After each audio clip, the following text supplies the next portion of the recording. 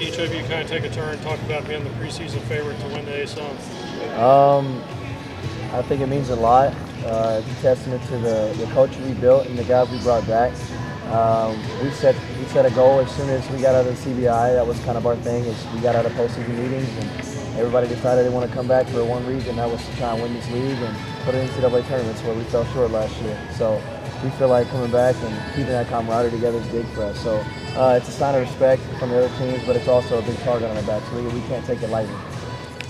Just basically what Mike said. It's a great sign of respect, but it really don't mean nothing unless you do it. We know we got a lot of work to do, and we just got to keep building, keep believing in each other, keep believing in what we're doing. And at the end of the day, like it says, it's preseason number one. We want to be regular season number one and be number one at the end. So that's what we're working for. Yeah, like they both said, we want to focus on the regular season. Preseason accolades are great, but like Tay said, it doesn't matter until we actually do it. Being picked going from 10th place to first place this year, it is a huge sign of respect. But right now we're just focused on the goal, focused on the end goal of the season. Right. How much did you all learn from the deep postseason run last year? Just understanding how much we got to take care of our bodies first and foremost, because we played 37 games. Even the 31-game regular season, that has a large toll on your body. So if we want to make a deep postseason run, we got to get in better shape. We got to be, believing in our stuff and learning to execute better. And then we just got to be just a better team. We got to carry each other. We can't all do it on our own. We got to understand that the unity of our group has to be really, really important down the stretch. I think we learned a lot about each other individually, not just as a team. We learned that nobody on our team gives up.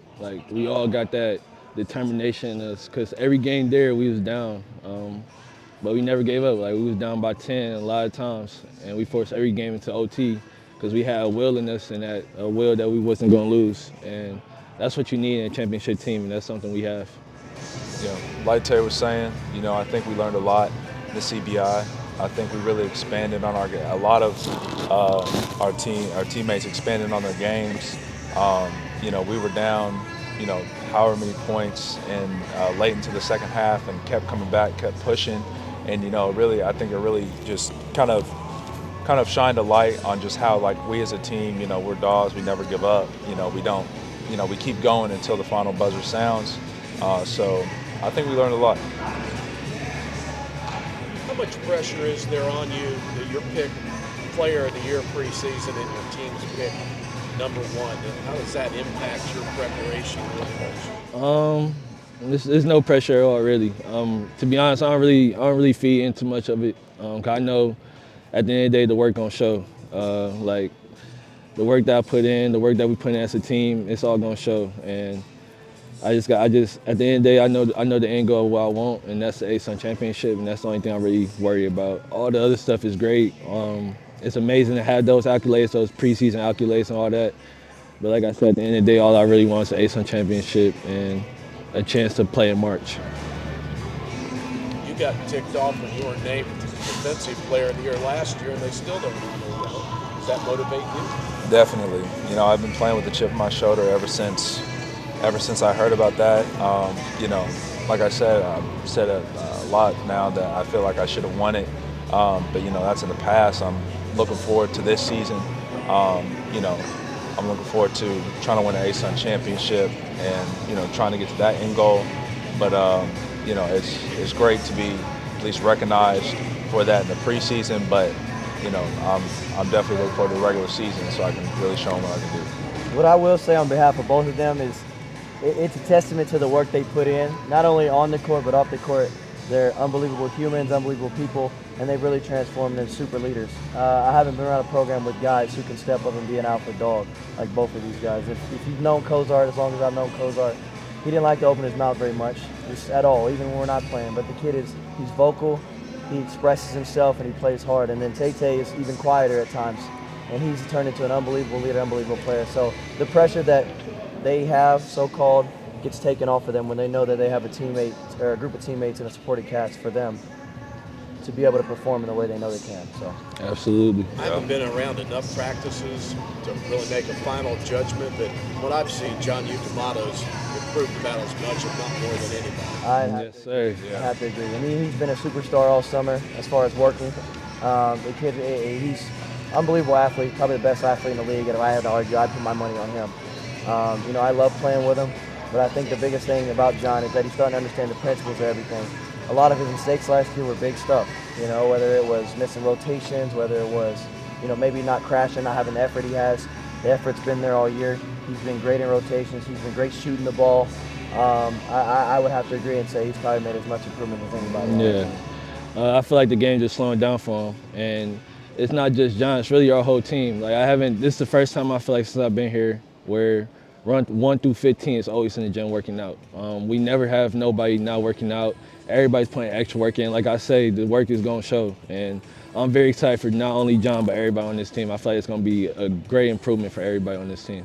Your 3 freshman guards are not freshmen anymore, and then you got to transfer in, so we're a lot more veteran at guard, too. Oh, yes, sir. I think that's the important thing about our team is just the depth at all positions. Obviously, we've got superstars in every spot. You know, I believe in what we have. You know, I've been here in the dark days. I've been here in the bright days. I feel like what we have this year is really special. We've got special players, special people, but like you said, the guard position, we're not youthful anymore. We don't got to rely on kids who've never done it. Everybody's seen what the world can throw at them. You know, now we're all, you know, 19, 20, 21, 22 years old. Some of us 23 in a few months. But, you know, I'm really, really excited about what we have. Our guys, they really, really gained valuable experience. And then adding a 5th-year guy like Colin in the backcourt really, really helps make up for a loss in Cooper Rob. So. Yes, sir. Can you guys say, like, the first practice this summer, or maybe even when school started back, so many guys come back from last year. What was that first practice like? Just everybody already on the same page, you know, that kind of thing? I wouldn't say everybody was on the same page because we do got 2 new guys and a couple freshmen that we got, but it was excitement. I would say it was a lot of excitement in the air, a lot of familiarity. Everybody knew each other, so you kind of got out that little awkward stage. So like, all right, who's this? Like, what did he do? We already know what our concepts are and all that type of things, but I'll say it was just a lot of excitement in the air. And I'll also say, on top of that, is I feel like we set the tone early this summer, so that level of work we didn't have to amp up. You know, coach has been big about, you know, being consistent, being an everyday guy, and I feel like everybody's tried to set that goal for themselves this year, holding themselves accountable, being that everyday guy, showing up every day with effort. So because we set the tone so early, we allowed ourselves the ability to just waltz right into practice and say, you know what, the work has already been happening, so let's just continue to build upon that. Yeah. Like Coach said, he's been expanding more on it being a player-led program.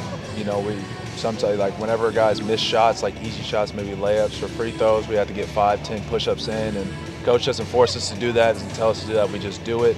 You know, I think it's been just super easy for the team to gel together. Even though we had a few new pieces in, it was just everybody knew each other so much that it just kind of, worked out. So, you know, I think with, you know, everybody returning back and, you know, Coach harping on us being player-led, I think it's going to be a real good season this year.